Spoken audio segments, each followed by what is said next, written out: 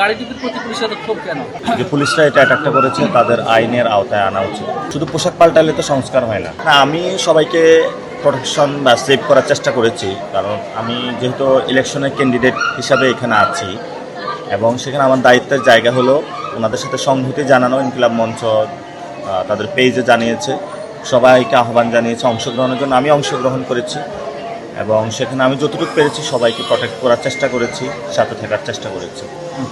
বর্তমানে আপনার নির্বাচনী প্রচার প্রচারণা কেমন চলছে? এখন কোনো বাধা পাচ্ছেন কিনা কোনো জায়গা থেকে, বা মনে করছেন কিনা? বাধাগুলো তো ইন্টারনালি, তবে আমরা এখন বাধাগুলো আর নিচ্ছি না। আমরা আমাদের মতন কাজ করতেছি। আমাদের বাকিটা হলো আল্লাহ দেখবেন এবং জনগণ দেখবেন। ভাই, দাড়ি টুপিওয়ালা একজন মানুষ, তাকে বেধড়ক পিটিয়েছে। আসলে দাড়ি টুপির প্রতি পুলিশের এত ক্ষোভ কেন, কি মনে করেন? কালকে অনেককেই পিটিয়েছে, যারাই আন্দোলন করতে আসছে সবাইকে পিটিয়েছে।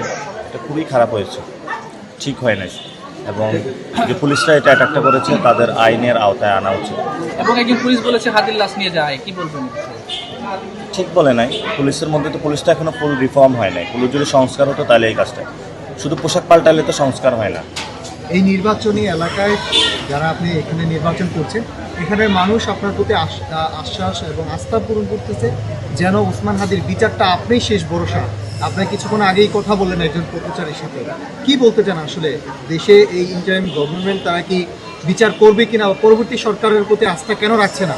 বিচারটা আমরা কমপ্লিট করবো। এটা নির্বাচিত সরকার আসুক, যেই সরকারে আসুক, বিচার ইনশাল্লাহ আমরা প্রত্যেকটা কড়ায় গন্ডায় বুঝে নিব। বিচার শুধু এটা না, যতগুলো রাজনৈতিক হত্যাকাণ্ড হয়েছে সবগুলোর বিচারে ইনশাল্লাহ আমরা বুঝে নেব। Thank you so much. সর্বশেষ আপনার নির্বাচনী আসনে জনগণের উদ্দেশ্যে কিছু বলতে চান কিনা?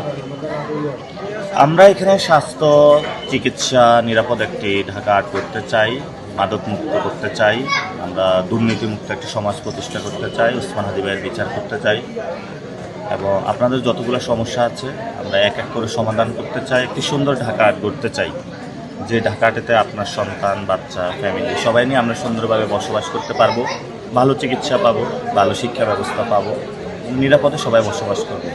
সেই জন্য আপনারা সবাই 12 তারিখে সুচিন্তিত এবং চিন্তা করে একটু রায় দিবেন, সে আহ্বান আপনাদের কাছে থাকবে। ধন্যবাদ আপনাকে।